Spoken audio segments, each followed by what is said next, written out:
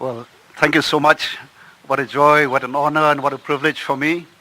I thank God and praise God for giving me and also the party, which is a very young party, the Voice of the People Party, which just started less than 3 years ago.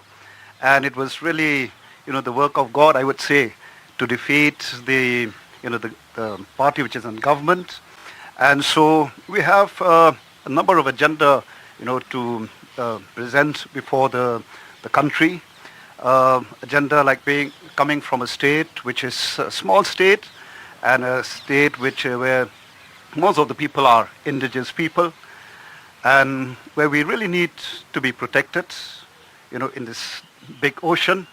And we as a party, we believe that a nation like us, which is so diverse, and yet in spite of this diversity, we are proud that India is